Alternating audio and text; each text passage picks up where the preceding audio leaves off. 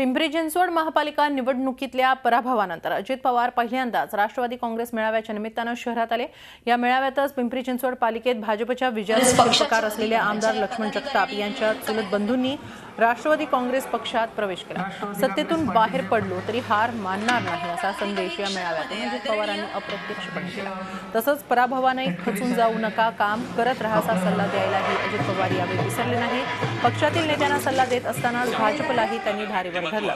भाजपचे मुखपत्र असलेल्या वेबसाईटवर मेळाव्याचा फज्जा झाल्याची बातमी आली, तिचा दाखला देत त्यांनी भाजपला चांगलाच टोला लगावला। राष्ट्रवादी काँग्रेस पार्टी जे पराभूत झाले त्यांनी पण घरात बसू नका।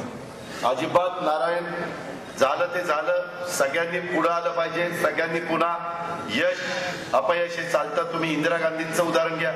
इंदिरा गांधींचं अपयश जरी आलेलं असलं तर पुन्हा तडफेनी त्या पुढे आल्या। कुठेही खचून न जाता या मेळाव्याच्या नंतर अधिक जोमानी राष्ट्रवादी काँग्रेस पार्टी पिंपरी चिंचवड शहरामध्ये कानाकोपऱ्यात कामाला लागलेली हे चित्र आपण सगळ्यांनी निर्माण करा। झी 24 तास रहा एक पाऊल पुढे।